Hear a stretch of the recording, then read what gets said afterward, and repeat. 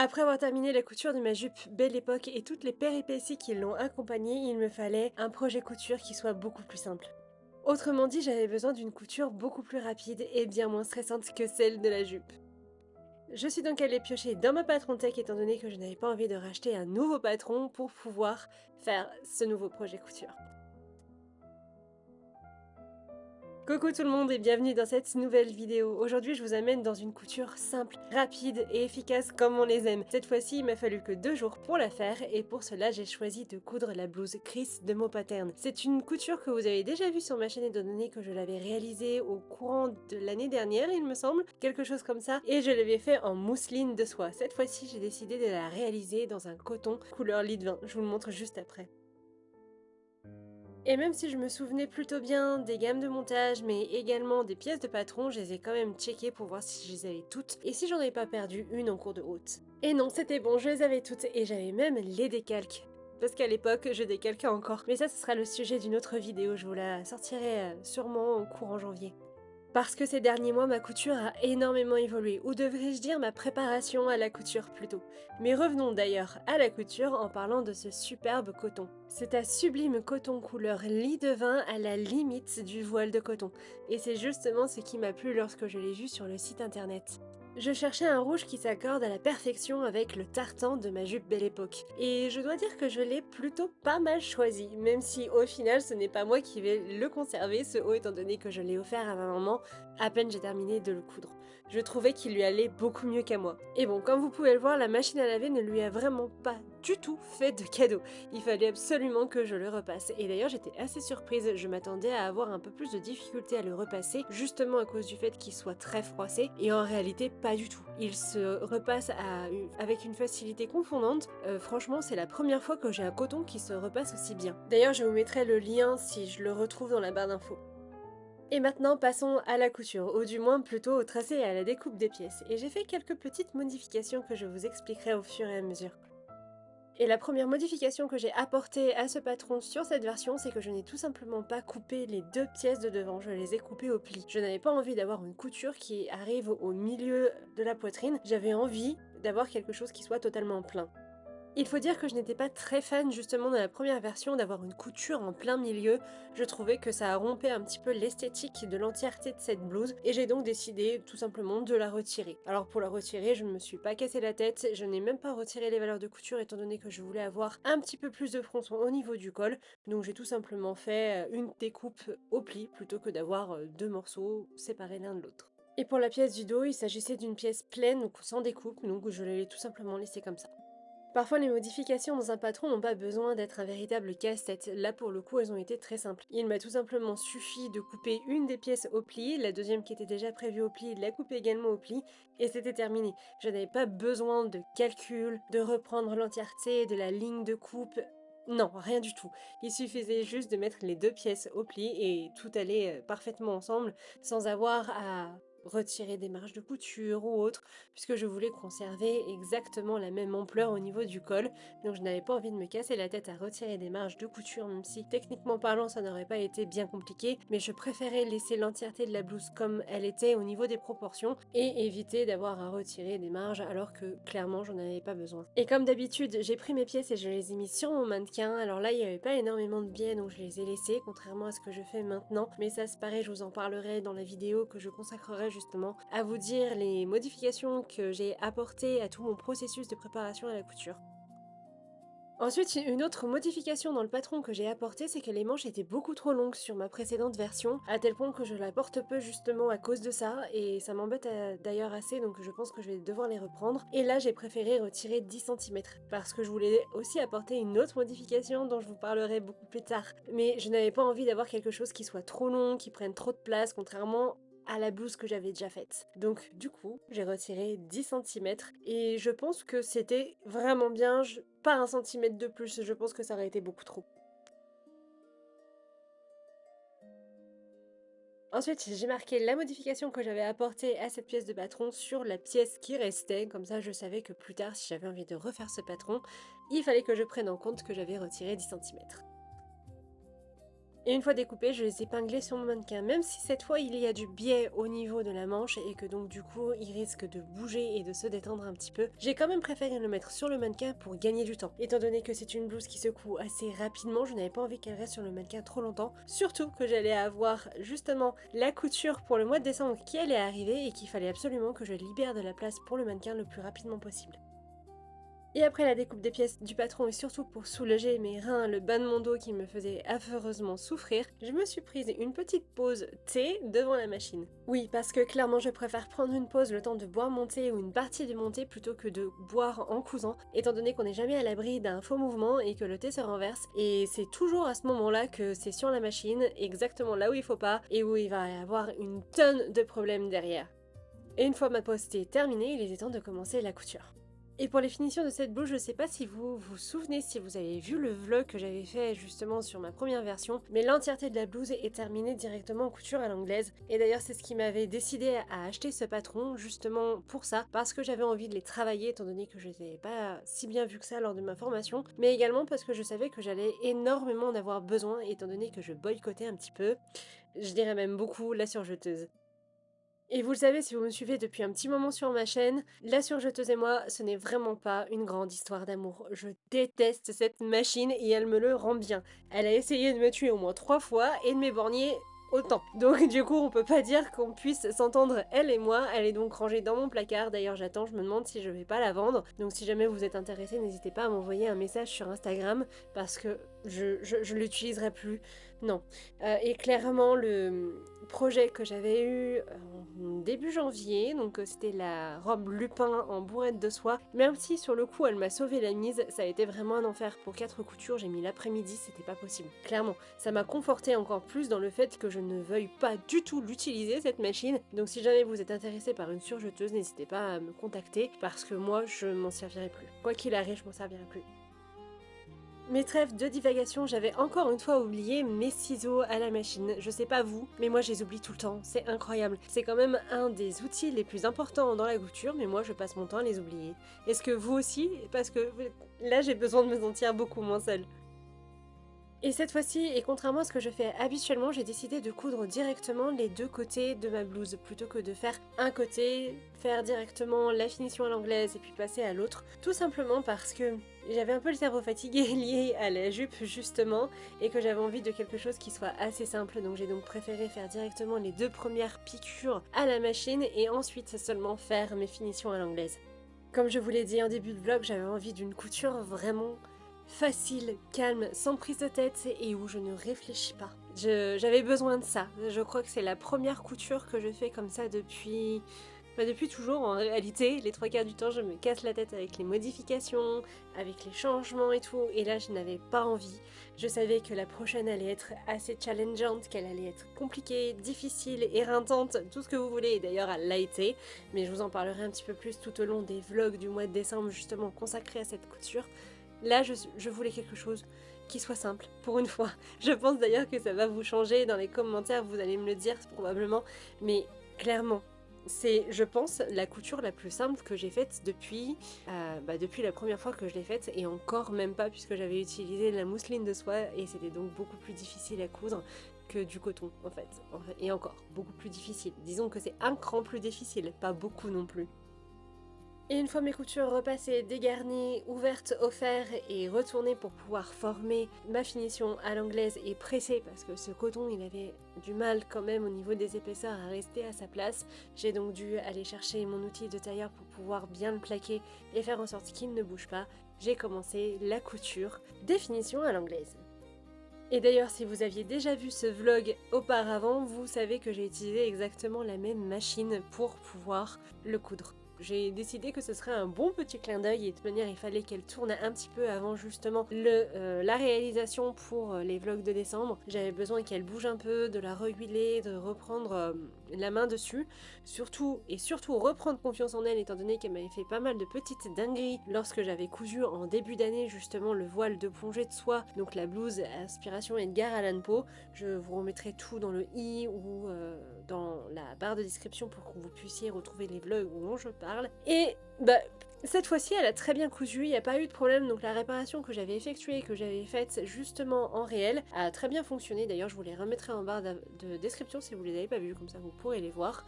Je vous donne une foule d'instructions et d'aides pour pouvoir justement reprendre une machine qui a un peu de mal et qui fatigue au niveau des coutures. Il ne faut pas oublier que c'est une machine qui a 117 ans et donc du coup elle a besoin d'un petit peu plus d'attention que des machines modernes, quoique si je me souviens bien, ma machine à coudre de 1980 avait besoin d'encore plus d'attention que celle-ci.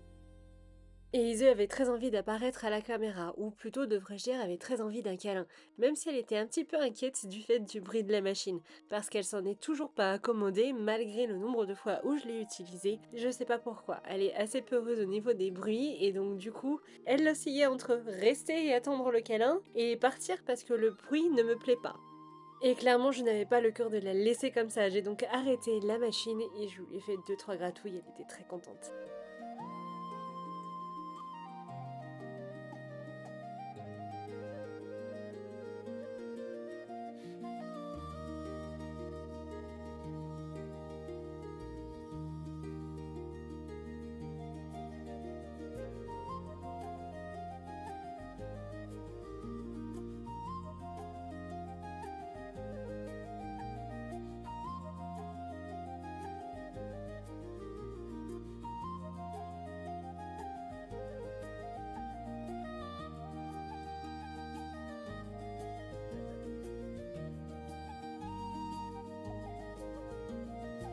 Et une fois son câlin terminé, j'ai repris ma couture.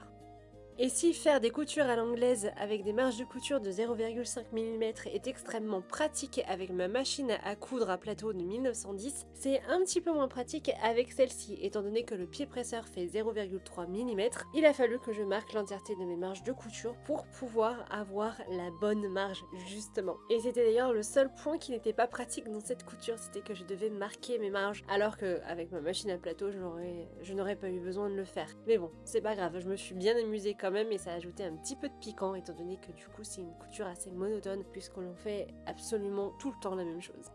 Et une fois mes coutures terminées, j'ai remis mes pièces sur le mannequin et donc du coup ça m'aura pas pris beaucoup de temps. Je crois que l'entièreté des 4 coutures du coup m'aura pris 1 heure, contrairement à ce que je peux faire d'habitude qui me prend énormément de temps supplémentaire. Là c'est vraiment... Je vous dis, c'est très simple comme patron. D'ailleurs, je pense qu'une débutante peut y arriver avec un petit peu de préparation tout de même, parce que les coutures à l'anglaise demandent un petit peu de calcul, même si tout est expliqué et que c'est très simple, il faut quand même comprendre la réalité d'un envers contre envers pour faire un vrai endroit contre endroit, donc voilà.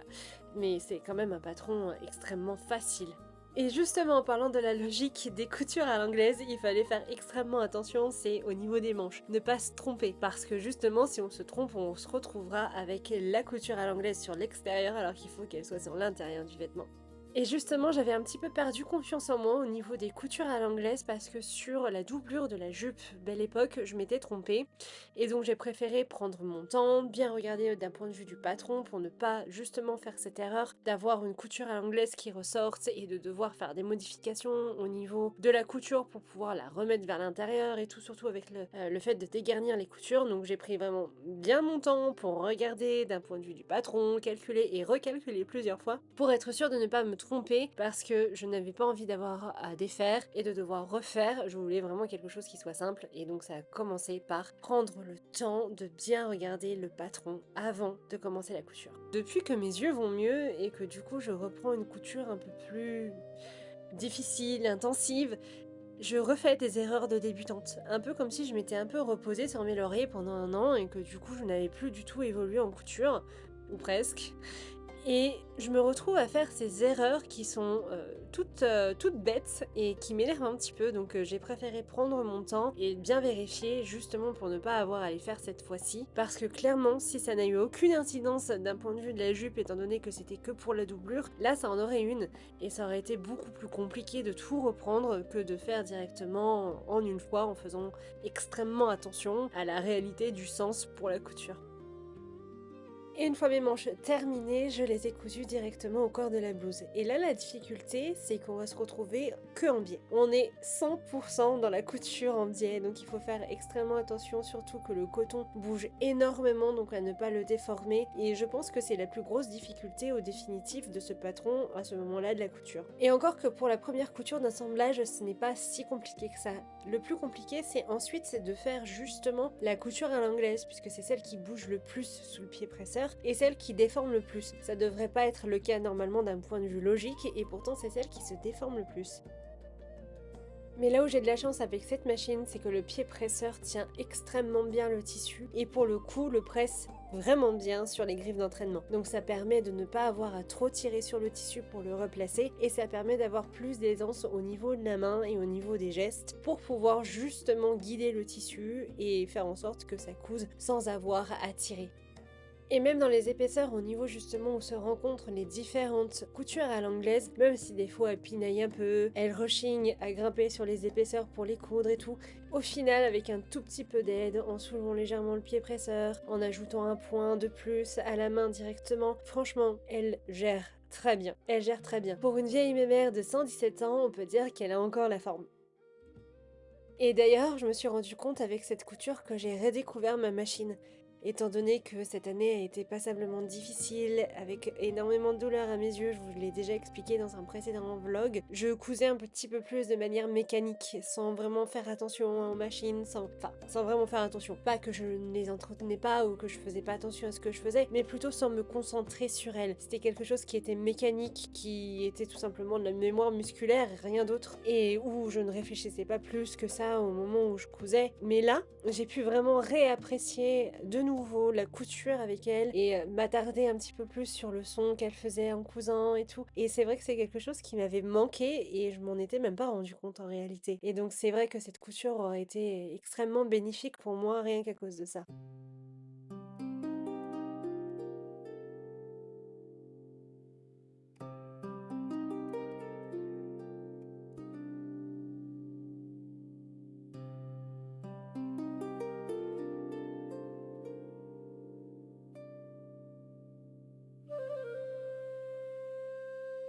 Et une fois la couture de la blouse entièrement terminée, étant donné que je l'avais laissée pendre tout simplement sur le mannequin depuis que j'avais commencé à... J'ai pu m'occuper presque immédiatement de mon ourlet. Et là encore, j'ai modifié un petit peu par rapport au patron, c'est que j'ai fait un ourlet de 0,5 mm, alors qu'à la base, il était prévu un ourlet mouchoir. Sauf que, avec ce coton qui était quand même un petit peu plus épais que la mousseline de soie que j'avais utilisée précédemment, je trouvais que faire un ourlet de 0,5 mm était beaucoup plus à propos que de faire un ourlet mouchoir.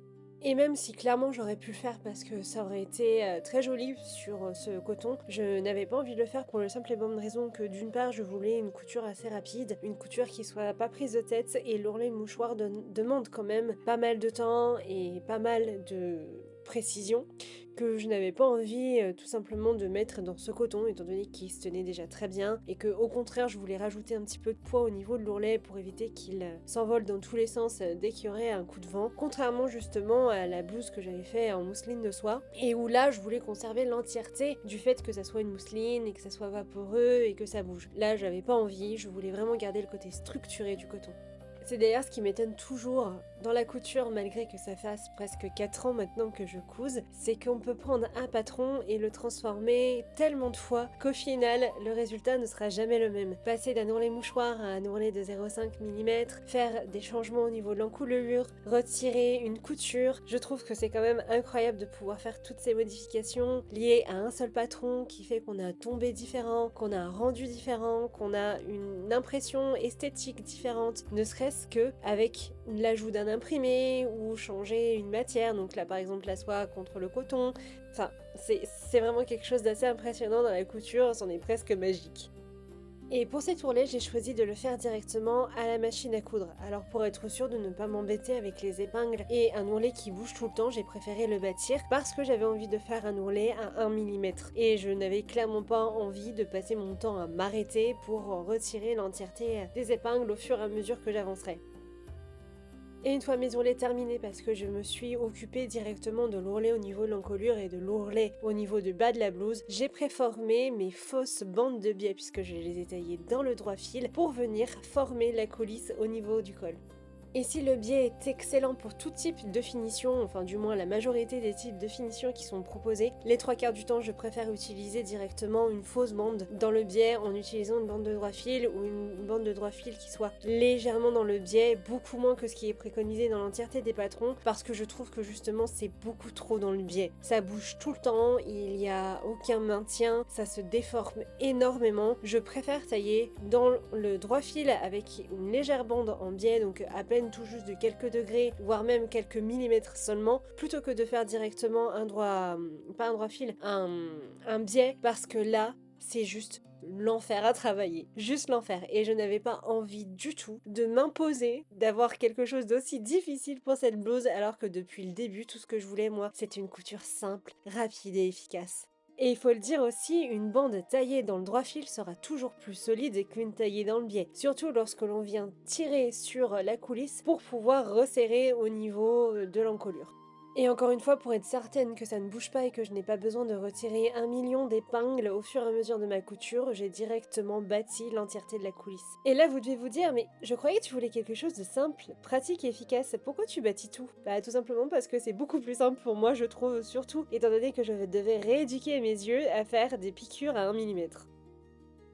Et j'ai longtemps hésité pour les liens de serrage, justement si j'allais faire une tresse ou si j'allais tout simplement utiliser le tissu que j'avais et faire des petits liens directement dedans. Mais je n'ai pas de retourneur et étant donné que les liens devaient être de 2 mm, enfin quelque chose comme ça, quelque chose de très fin, je ne voyais pas trop comment j'allais réussir à le faire. Donc du coup, j'ai préféré aller voir dans les cônes qu'on m'avait donnés il y a 2 ans, donc les cônes de soie. J'avais aussi ce cône de coton et je me suis dit, bah je vais aller voir si le rouge ressemble un petit peu à la blouse parce que je voulais du ton sur ton. Et oui, en fait, il était même carrément identique, et donc je n'ai pas hésité plus longtemps et j'ai décidé de faire une tresse. Et comme je voulais quelque chose d'assez fin mais qui se voit quand même un petit peu, j'ai décidé de faire une tresse à 6 brins, donc 2 brins par brin de la tresse. En plus, j'en ai tellement fait ces derniers temps que je commence vraiment à avoir le coup de main et que ça m'a pas pris énormément de temps que ça. Mais bon, si ça continue, je vais vraiment me renseigner sur des techniques de tissage à l'ancienne, parce que avoir des tresses, c'est très bien, mais au bout d'un moment, avoir l'entièreté des coutures avec des liens tressés, je pense qu'au bout d'un moment, je vais quand même en avoir un petit peu marre, surtout que c'est assez redondant, et donc j'aimerais bien tester d'autres techniques. Si vous en avez, n'hésitez pas à me les mettre en commentaire, je les étudierai avec grande attention, parce que j'ai bien envie d'essayer de tester de nouvelles choses pour pouvoir créer ces liens.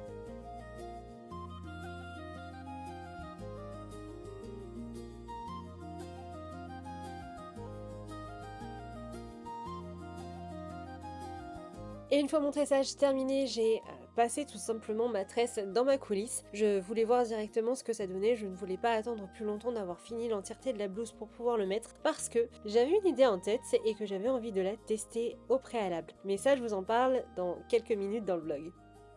Pour cette version de la blouse, j'avais très envie de faire un lien de serrage au niveau de la taille, ce que je n'avais jamais fait jusque-là, justement parce que je ne voulais pas trop marquer ma taille. Mais là, avec ce coton, je me disais que ça pourrait être pas mal, parce que encore à ce moment-là, je pensais la faire pour moi. Mais en réalité, après, je l'ai donné à ma maman, donc ça, c'est encore une autre histoire. Mais étant donné que je n'en avais jamais réalisé, tout simplement parce que je trouvais que ça marquait beaucoup trop la taille, et que ça marquait surtout beaucoup trop la poitrine, je n'en avais encore jamais fait. Mais là, je me suis dit, je vais tester, c'est pas grave, je ne la serrerai pas jusqu'au bout, mais je veux quand même voir ce que ça donne. Au pire, ça sera serré assez lâche. Et franchement, quand je l'ai testé, en voyant sur le retour de la caméra, je me suis dit que ça serait quand même plutôt pas mal de rajouter justement ces liens de serrage. Donc là, pour le moment, je les avais pas cousus, je les avais juste bâtis, et j'ai trouvé que ça allait plutôt bien, et donc j'ai décidé directement de les coudre. Et petite anecdote, vous pouvez pas savoir à quel point je me sentais bête de tourner comme ça devant la caméra avec un vêtement non terminé qui ne soit pas un rendu. Alors déjà, j'ai du mal dans les rendus, je me sens extrêmement bête, mais là, je crois que c'était pire que tout. Je n'ai pas vraiment apprécié l'expérience. Je sais pas si je le referai. Franchement, honnêtement, je suis pas sûre de le refaire un jour. Mais bon, passons, c'est pas grave, j'ai quand même décidé de le garder dans le vlog puisque je trouve que ça ajoute un petit plus. Donc bon, voilà, ça, il y est maintenant, c'est pas grave, tant pis, on verra plus tard, peut-être que je ferai les choses autrement, mais là c'est vrai que c'était tourné comme ça. Et donc du coup, pour la couture de la coulisse, j'ai tout simplement fait exactement la même chose que pour l'encolure, c'est-à-dire que je l'ai piqué à 1 mm de chaque côté.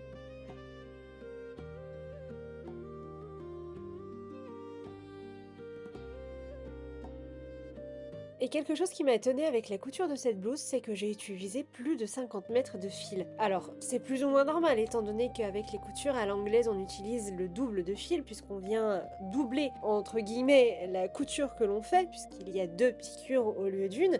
Mais je m'attendais pas à autant, tout simplement parce qu'il y a peu de couture, quand on regarde bien, et qu'en plus j'en ai retiré 2 du coup, puisque normalement il était censé avoir une couture au niveau du milieu devant, et que là, étant donné qu'elle n'y était pas, et ben, je devais y gagner du fil, et oui j'en ai gagné obligatoirement, mais ce que je veux dire c'est que je m'attendais pas à avoir consommé autant de fil, tout simplement, donc voilà, je tenais juste à le souligner. Prévoyez si vous faites cette blouse plus d'une bobine, si vous avez des bobines de 50 mètres, et une sur une bobine de 100 mètres, une seule suffira, ça c'est sûr et certain. Mais oui, je tenais à le souligner parce que ça m'a un petit peu perturbée sur le coup. Je me suis dit que j'avais dû utiliser énormément de fil et au final, avec le recul, pas du tout. C'est juste que ça demande beaucoup plus de fil de faire des coutures à l'anglaise. Donc c'est à prévoir dans vos coutures si jamais vous voulez tester un jour. Et j'ai vraiment l'impression avec cette couture de redécouvrir justement la couture. Je me repose des questions que je me posais justement au tout début que j'ai commencé, en me disant mais combien de métrages il faut que j'achète, qu'est-ce qu'il faut que je prenne. Et donc du coup, étant donné que je savais pas trop bien calculer combien il me fallait de fil, c'est simple, j'achetais 3 à 4 bobines pour être sûre de ne pas tomber en panne au moment de la couture en plein milieu. Et là, c'est toutes ces interrogations qui me reviennent au fur et à mesure que je réavance du coup dans ma couture, étant donné que je fais plus attention du coup du fait que je vois mieux, que la douleur s'est quand même bien atténuée. Je sais pas, c'est comme s'il y avait un nouveau mécanisme qui se remettait en place, qui faisait que je me repose des questions de débutante, et c'est assez impressionnant. Et je ne sais pas trop si c'est le fait uniquement de la diminution de la douleur et du fait que maintenant mes yeux vont mieux, enfin bien mieux qu'avant, ou alors si c'est tout simplement la conjugaison de ça avec le fait que ça soit un patron que j'ai déjà réalisé il y a un petit moment maintenant et que justement j'ai le cerveau qui fait les différences entre le précédent projet et celui-ci, ou si c'est tout autre chose, tout simplement, je ne sais pas trop. Oui, il faudrait que je me penche sur la question, peut-être que vous aurez des débuts de pistes, n'hésitez pas à me le dire en commentaire si jamais, mais je dois dire que oui, c'est quelque chose qui me perturbe assez quand même de voir cette différence, et encore plus au moment où je fais cette voix off, parce que c'est quelque chose auquel je n'avais pas réfléchi depuis que j'ai terminé ce projet, et je l'ai terminé depuis il y a déjà un petit moment maintenant. J'ai énormément de retard au niveau de mon calendrier de posts de vidéos, donc voilà, je sais pas. N'hésitez pas à me donner vos pistes en commentaire si jamais vous en avez. Une fois la couture de mes coulisses terminée, j'ai retiré mon fil de bâti avant de passer la nouvelle tresse que j'ai tressée spécialement justement pour cette coulisse-ci. Mais j'ai pas filmé parce que je pensais que ça allait faire un petit peu redondant dans le vlog et que je n'avais pas envie de refaire exactement la même chose que j'avais fait quelques minutes auparavant.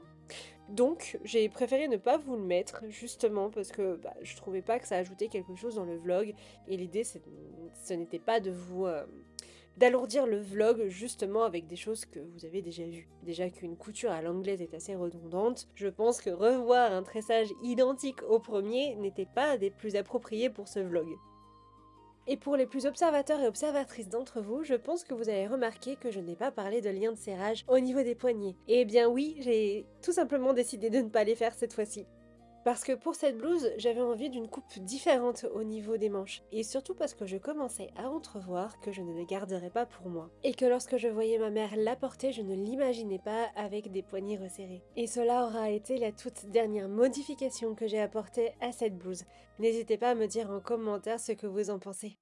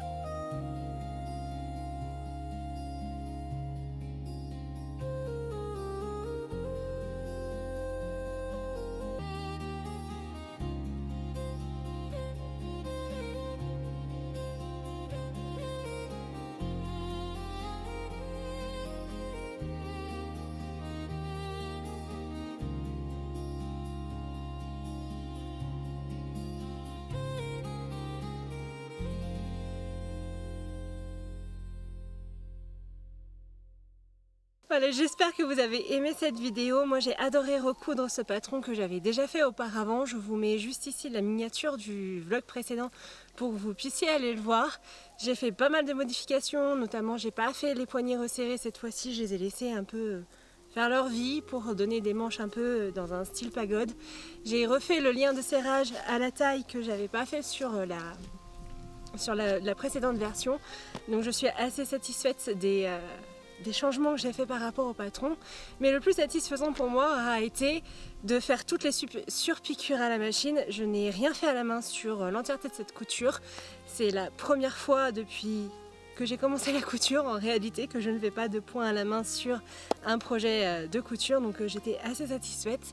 Ça m'a permis de revoir un petit peu la manière de piquer à la machine avec des surpiqûres et des marge de couture de 1 mm, ce que je n'avais pas fait à cause de mes yeux depuis 2 ans maintenant pratiquement. Donc je suis hyper contente d'avoir pu faire l'entièreté de ce projet entièrement à la machine. Ça m'a pris quelque chose comme 10 fois moins de temps, donc j'en suis vraiment satisfaite. En tout cas j'espère que vous avez aimé cette vidéo et Nous vous remercions de la regarder, de la partager et de liker et de commenter. On a besoin de tout ça pour que ça fonctionne. Merci, au revoir, à très bientôt. Et moi je vous dis à bientôt pour les vlogs de décembre. Je vous réserve plein de petites surprises. Alors n'hésitez pas si vous passez par là pour la première fois à vous abonner.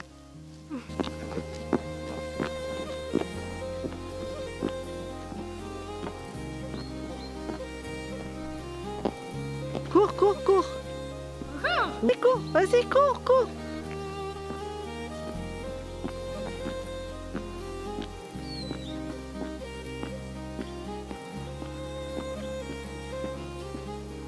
Encore, encore, encore. Encore, encore, cours.